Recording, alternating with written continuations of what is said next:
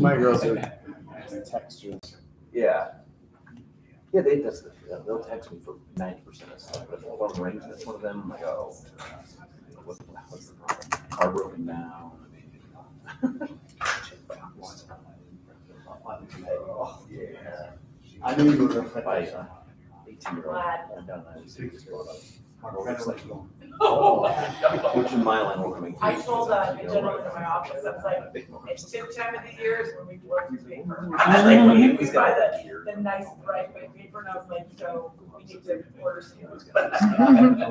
You know, you don't have to overspend on my account. This, like, I keep it, but half the times it ends up in my car for like 6 months. I know. And we have this conversation, some councils like, paper stuff. I almost killed myself when I don't mind the physical thing because, like I said, I know we'll go through and put it with the budget binder and everything. But like, it's always like, yeah, it's you have to spend top dollar on me. Carrie maybe, but I don't, not me. My friend was pushed off. Not the window. Oh, yeah. Are we 5:30? 5:30. Well, let's rock this out. I didn't know anything about that one. Okay, welcome everybody. Hiawatha regular council meeting, October 4th. First thing is pledge of allegiance. Ready? Pledge allegiance to the flag of the United States of America, and to the republic for which it stands, one nation, under God, indivisible, with liberty and justice for all. All right, roll call, please. Steve Dotson. Here. Jeff Cater. Here. Rob Archibald. Here. Amy Wickendall. Here. Jerry Moinkle. Here. Approval of the agenda. So move. All in favor? Aye. Approval of the consent agenda. So moved. Second. All in favor?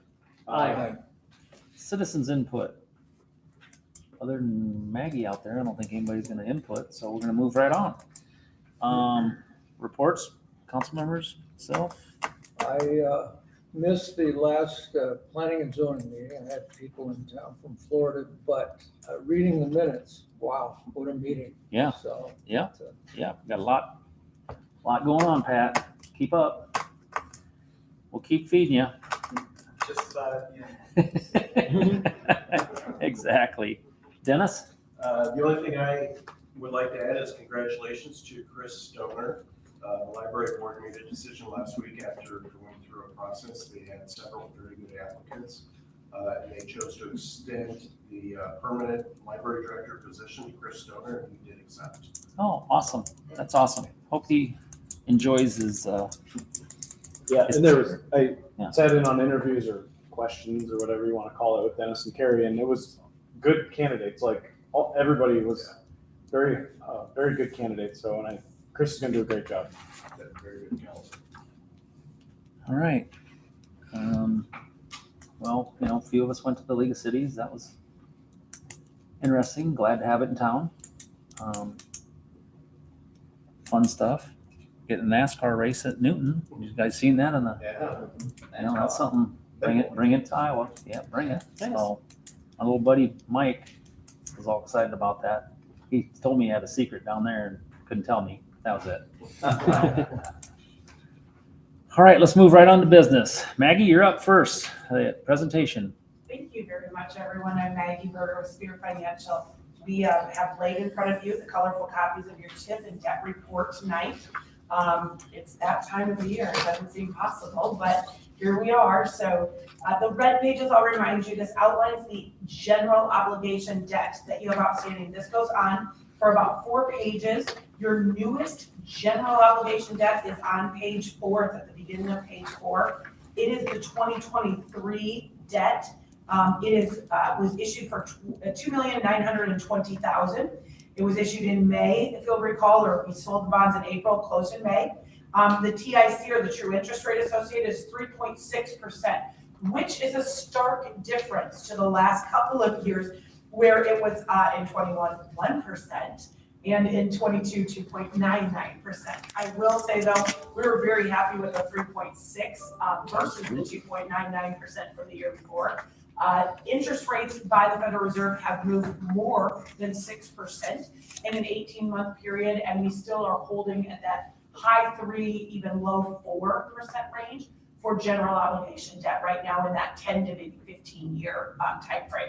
So we're happy to see our rates there. This bond is callable after June 1st of 2031. So on this, you will note that we have given you that underline there of that $195,000 principal.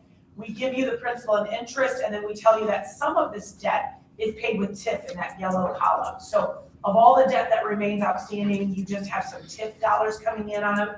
Otherwise, we've drawn a line or an arrow there to the fiscal year 25 levy. That is the levy that we'll be discussing and working with the city on as you get closer in your budget process for fiscal year 25. We go to the orange page, and you may say, well, Maggie, we issued 2 debts this year. If you'll recall, one of them was general obligation, one of them was revenue debt. So although the orange pages always just have water revenue debt on it from 2020, we now have your 2023B local option sales tax revenue debt. Because that again is revenue debt.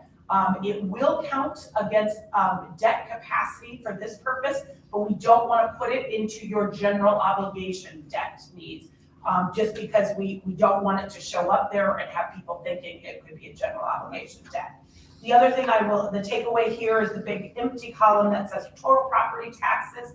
There are no property taxes that can be levied for any of the water or the local option sales tax debt. It is my understanding from your water department that you were recently awarded some CDBG funds for that upcoming water project. So we will add probably a water debt by this time next year because we anticipate there, as I understand it from your director, they are getting the timing all put together for going out to bid. And once that project goes out to bid, then we will be able to apply for the SRF loan. They've already been approved for the SRF loan. You just have to go through the application process and turn in a bunch of paperwork that they require. So going on from our orange pages to our purple pages, these are the rebate obligations. So just a reminder for everybody, a rebate means you've entered into an agreement with a developer and you say, you developer, build something new, build valuation in our community, in our TIF area, and we will rebate back a portion of those taxes for a set number of years. You have a great TIF policy that you follow pretty adherently here in the city. And so this goes on for multiple pages. I do tell people you are the poster child for good rebate agreements. You keep them short. You don't give away the whole amount, which is very, very important in our view because it does take some work on your city's behalf to process all of these rebate agreements. I am sure that it takes Cindy a couple of days at least to get through all of the rebate agreements and all the calculations that go into that on an annual basis, making sure that the developer is getting the correct amount based on what they have paid in taxes. So on page 10 of that, and I will say we were at 10 pages last year, so we didn't really add any pages. On page 10 of that rebate agreement section, talk about total rebate. You only have commercial/industrial rebate agreements.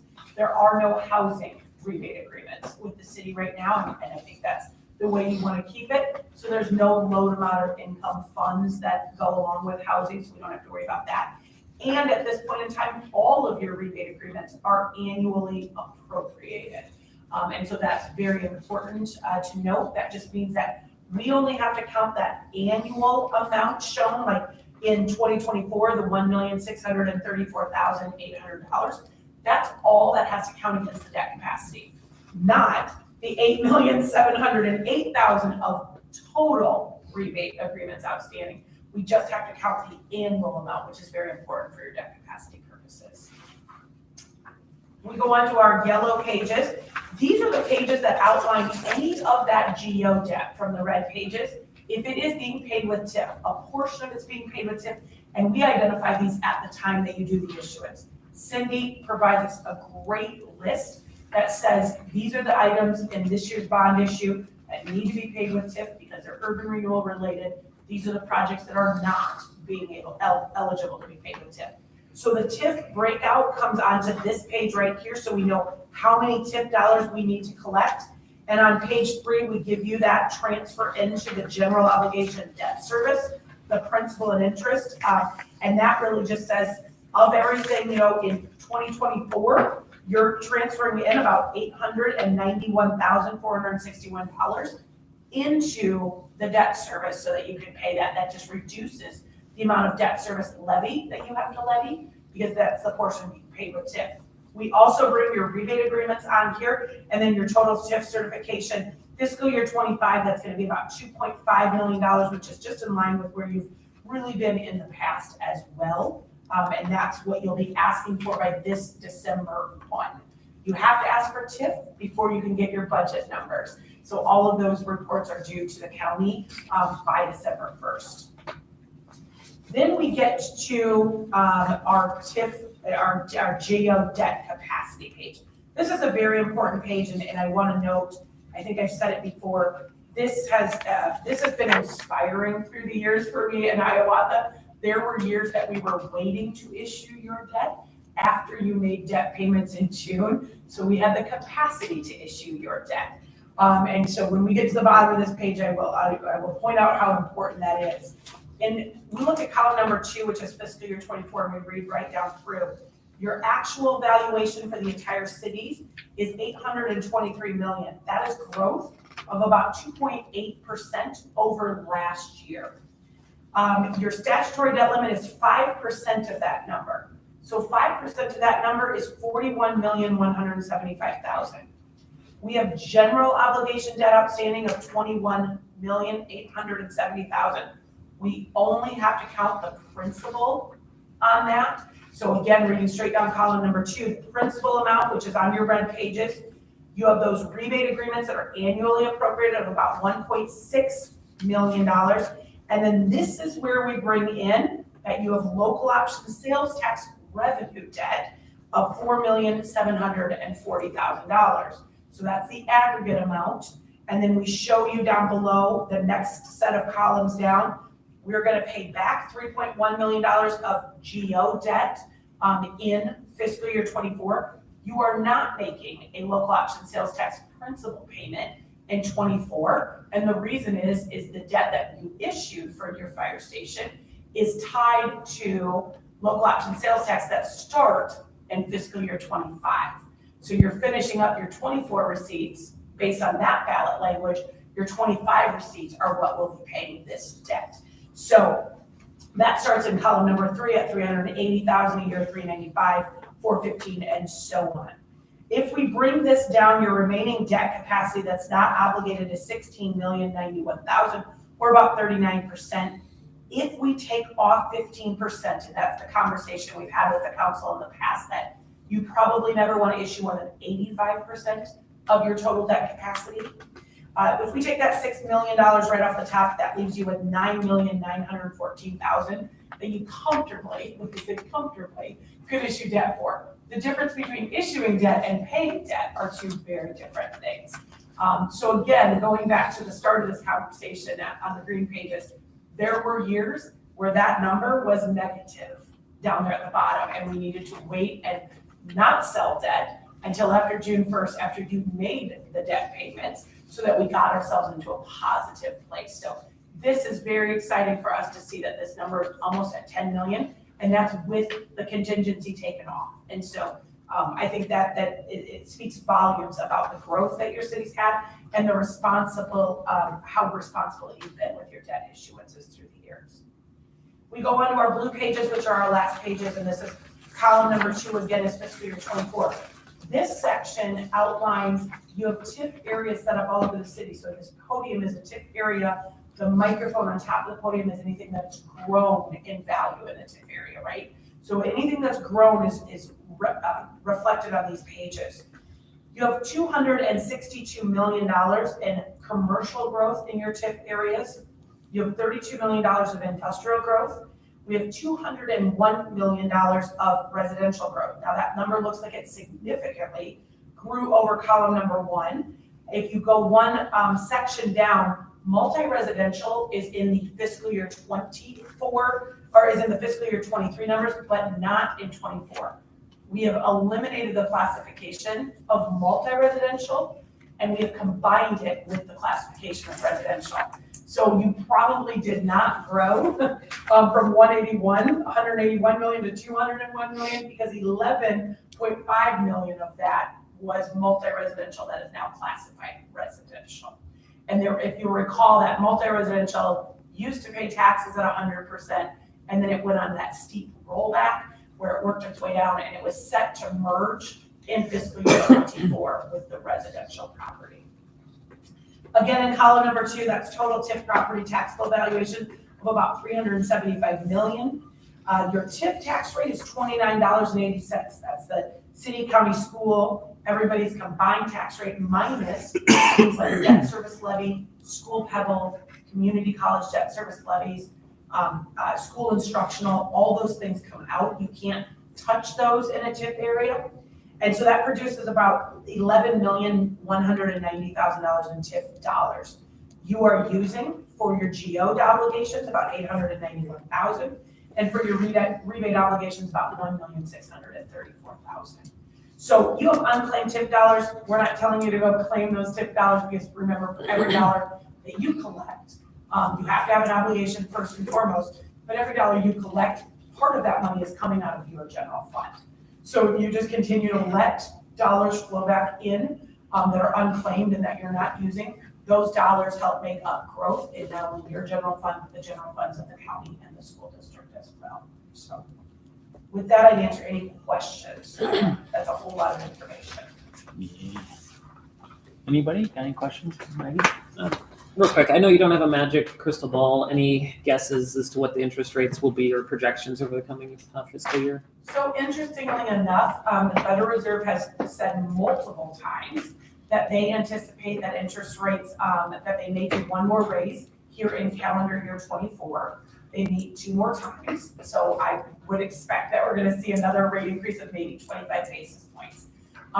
With that being said, they have also stated that starting in the first quarter of calendar year 25, of 24, they may start bringing interest rates back down. They are hoping to hit that magic. We're not, in a free fall where, we've staved off inflation, all this and that. So as soon as they feel like they've hit that mark, they're gonna start bringing them down. Do I anticipate they're gonna come down quickly? No.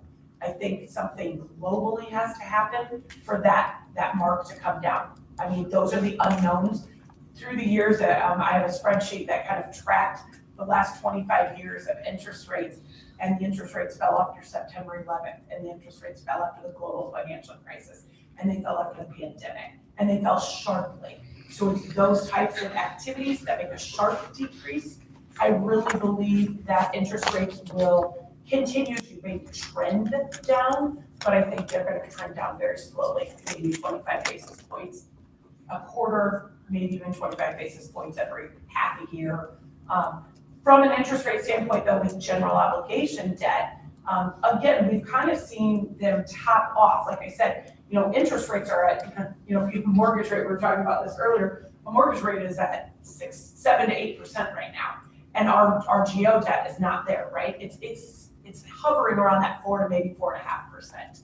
I really think the investors in the market believe that that's a really great interest rate for a really safe investment. You are gonna pay your debt. So they know that they can pull their money out of the stock market when you have a 400 point dip yesterday. You can pull your money out of the stock market and invest in some municipal debt. Get 4%. It's federally tax exempt debt. So it's like you're getting 6 or 6.5%. And I think people are comfortable. After all these swings over the last 25 years, we have seen that number kind of coming back to that 4 to 4.5%. And so we think that the market's today's market is really just comfortable sort of with that rate. Now, taxable debt, probably a little bit higher if you have to pay that federal income tax on it if you're an investor. So that's probably more in the 5.5 to 6% interest rate range. But I'm gonna say, crystal ball is gonna say your issuance next year, if you have one, probably will be higher than what it was this year. I think you tapped that market at a perfect time. I really do. I think you tapped that market at a perfect time. We have 2 or 3 pretty significant size bond issues coming up in the months of early November. And we're very anxious to sort of see, those are rated credits. They're pretty significant in size, ranging from 3 million to 8 million. And so we're anxious to kind of see where that is based on what we're seeing in today's market. So thank you. All right. I think things are looking pretty favorable for what we're doing right now. So that's excellent. As always, Maggie, thank you very much. Thanks. Thank you. Thank you. All right, number 9, proclamation for Fire Prevention Week, and Rob. Yeah. For us. City of Hiawatha, State of Iowa Proclamation. City of Hiawatha, Iowa's Mayor's Proclamation. Whereas the City of Hiawatha is committed to ensuring the safety and security of all those living in and visiting our state, and whereas fire is a serious public safety concern both locally and nationally, and homes are locations where people are at greatest risk from fire. And whereas home fires killed more than 2,800 people in the United States in 2021, according to the National Fire Protection Association, and fire departments in the United States responded to 338,000 home fires. And whereas cooking is the leading cause of home fires in the United States, and fire departments responded to more than 166,400 annually in between 2016 and 2020, and whereas 2 of every 5 home fires starts in the kitchen, with 31% of these fires resulting from unattended cooking. And whereas more than half of reported non-fatal home cooking fire injuries occurred when the victims tried to fight the fire themselves. And whereas children under 5 face a higher risk of non-fire burns associated with cooking than being burned in a cooking fire. And whereas Hiawatha residents should turn pot handles toward the back of the stove, always keep a lid nearby when cooking, keep a 3-foot kid-free zone around the stove, oven, and other things that could get hot. Watch what they heat and set a timer to remind them that they are cooking. And whereas residents who have planned and practiced a home fire escape plan are more prepared and will therefore be more likely to survive a fire. And whereas working smoke alarms cut the risk of dying in reported home fires almost in half. And whereas Hiawatha first responders are dedicated to reducing the occurrence of home fires and home fire injuries through prevention and protection education. And whereas Hiawatha residents are responsive to public education measures and are able to take personal steps to increase their safety from fire, especially in their homes. And whereas the 2023 Fire Prevention Week theme, Cooking Safety Starts With You, Pay Attention to Fire Prevention, effectively serves to remind us to stay alert and use caution when cooking to reduce the risk of kitchen fires. Therefore, on behalf of Mayor Bill Bennett, Mayor of Hiawatha, do hereby proclaim October 8th through the 14th, 2023 as Fire Prevention Week throughout the state. And I urge all the people of Hiawatha to check their kitchens for fire hazards and use safe cooking practices during Fire Prevention Week and always, and to support the many public safety activities and efforts of Hiawatha Fire and Emergency Services. All right. Good advice. Thank you, Rob. Any additional, Matt? No, it's unique. We actually had a small kitchen fire last night. So Oh, yeah. it is one of our most, our biggest fire cause. Yeah. So we're definitely getting up to schools at that time of year. So do invite you all. We do have our fire protection open house this coming Sunday from 2 to 4. So there's something to do. All Come right. on by. We'll have a education demo, a chance to use fire extinguishers, and a bunch of other stuff for the kiddos to do. So All right. grab it out. All right. Perfect. Thank you, Matt. Thanks, Matt. All right. Number 10, public hearing to consider amending Hiawatha Code of Ordinance, Chapter 163, Housing Code, 163.05, registration and fees. We'll open that public hearing at 5:53. Did we receive anything in the mail? No, we did not. Anybody in the audience? We don't. That's not going to happen. So we'll close the public hearing at 5:53 and A, consider first reading. So moved. Second. Roll call.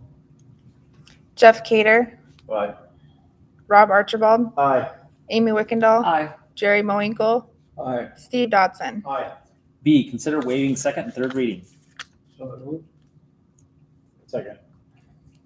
All in favor? Aye. And C, consider adoption. So moved. And roll call. Rob Archibald, Aye. Amy Wickendall, Aye. Jerry Moinkle, Aye. Steve Dodson, Aye. Jeff Cader. Aye. Number 11, public hearing to consider amending Hiawatha Code of Ordinance, Chapter 164, property maintenance. We'll open up that public hearing at 5:54. We receive anything in the mail? No, we did not. And everybody in the audience can be quiet. And we're gonna close the public hearing at 5:54. And A, consider motion approving the first reading. First reading. Second. Roll call. Amy Wickendall, Aye. Jerry Moinkle, Aye. Steve Dodson, Aye. Jeff Cader, Aye. Rob Archibald. Aye. B, consider waiving second and third reading. So moved. Second. All in favor? Aye. And C, consider adoption. So move. Second. And roll call. Jerry Moinkle, Aye. Steve Dodson, Aye. Jeff Cader, Aye. Rob Archibald, Aye. Amy Wickendall. Aye. Number 12, public hearing to consider amending Hiawatha Code of Ordinance, Chapter 165, Unified Development Code. We'll open that one at 5:55. Anything in the mail? No. Audience, I think, is going to be quiet. So we'll close it at 5:55 and consider first reading. So move. Second. Roll call. Steve Dodson, Aye. Jeff Cader, Aye. Rob Archibald, Aye. Amy Wickendall, Aye. Jerry Moinkle. Aye. And B, consider waiving second and third reading. So moved. Second. All in favor? Aye. And C, consider adoption. So moved. Second. Roll call, please. Jeff Cader, Aye. Rob Archibald, Aye. Amy Wickendall, Aye. Jerry Moinkle, Aye. Steve Dodson. Aye. Number 13, public hearing to consider amending Hiawatha Code of Ordinance, Chapter 166, Sign Code. We'll open that public hearing at 5:56. Do we receive anything in the mail? No. And we're going to close it at 5:56. Consider first reading. So moved. Second. Roll call. Rob Archibald, Aye. Amy Wickendall, Aye. Jerry Moinkle, Aye. Steve Dodson, Aye. Jeff Cader. B, consider waiving second and third reading. So moved. Second. And all in favor? Aye. C, consider adoption. So moved. Second. Roll call. Amy Wickendall, Aye. Jerry Moinkle, Aye. Steve Dodson, Aye. Jeff Cader, Aye. Rob Archibald. Aye. Number 14, consider resolution setting public hearing to consider placing plans, specifications, form of contract, and estimate of cost on file for the directing the publication of the notice of bids for the 12th and Boyson intersection improvement project. So moved. Second. Discussion already. That's going, yeah. Here we go. Next year. It's here. It's here, yeah. Roll call. Jerry Moinkle, Aye. Steve Dodson, Aye. Jeff Cader, Aye. Rob Archibald, Aye. Amy Wickendall. Aye. Number 15, consider resolution authorizing the purchase of one Hiawatha Police Department law enforcement liaison vehicle. So moved. Second. Discussion? I think it's a great idea to use one of our vehicles as, without the law enforcement markings on it. Taking into consideration for what our chief said, sometimes people will be reluctant to ride in a marked vehicle versus unmarked, so. Yeah, I think it's a good idea and will be, yeah, definitely. Yep. Make a major asset. Yep. Okay, roll call. Steve Dodson, Aye.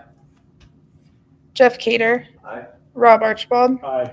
Amy Wickendall, Aye. Jerry Moinkle. Aye. Number 16, consider resolution declaring an official intent under transferee registration 1.150-2 to insure debt to reimburse the city for contain original expenditures paid in contract and specification projects. Did you get all that? So moved. Second. Roll call. Jeff Cader, Aye. Rob Archibald, Aye. Amy Wickendall, Aye. Jerry Moinkle, Aye. Steve Dodson. Aye. Number 17, consider resolution authorizing city staff to enter into a contract for review with Public Consulting Group, Inc., and consideration firm to meet GEMT audit requirements and provide other assistance needed to determine reimbursement calculations. Get it? Second. Discussion? Have we seen just a curiosity question, are we seeing an increase in GMT revenue with the increase in transports? Do we get a lot of Medicaid based on the hospital transfers? Or? Well, the hospital transfers are paid separate. Oh, yeah, they're paid per, never mind. Yeah, but, yeah, the hospital's paid separate, that's paid for mercy. It's probably pretty stagnant in our growth for Medicaid, Medicare patients. And that's just due to the amount of patients we see. They are doing a big study that they see, a big study on ambulance fees overall. They'll probably see higher increase of rates for Medicare and Medicaid, probably in 26, 27. So it's pretty much states, I mean, about 115,000 will be in GMT. I should have thought through my question before I asked it. Yeah, no, you're fine. No, but it's good information. So, keep the fee at what, 9%, is that correct? Is that the same as it was in the previous 3 years? Correct, nothing's changed with the contract. Thank you, Matt. Okay, number 18, consider I gotta resolution. do roll call. Oh, roll call, sorry. Sorry. Got a little excited. Keep rolling. Roll call, yeah, that's you.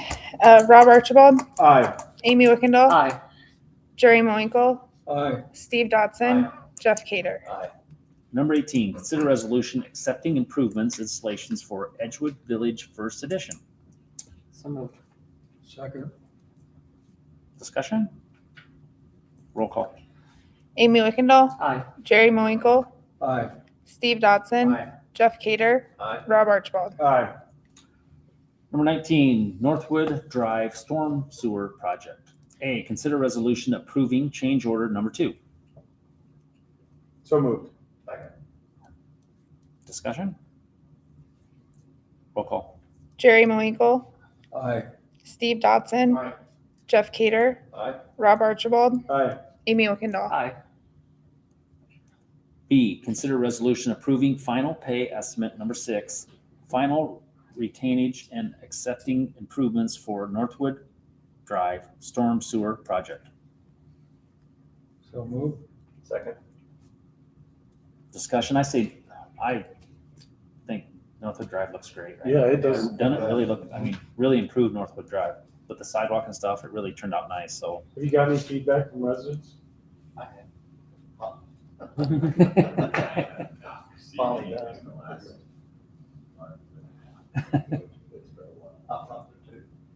Well, I hope they like it, because I think it looks nice. It really helps with that, because that's a good connection right now over to like the trail, the Lindale Trail behind Target. That's a great connection. You still have to cross an awful road of council, but it really helps Northwood, so.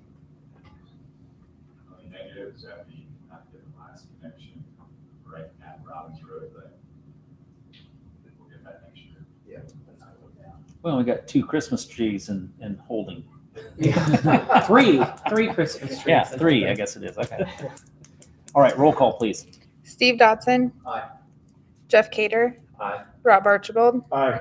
Amy Wickendall. Aye. Jerry Moinkle. Aye. Number 20, consider resolution approving the contract with the Governor's Traffic Safety Bureau, the Iowa Department of Public Safety. So moved. Second.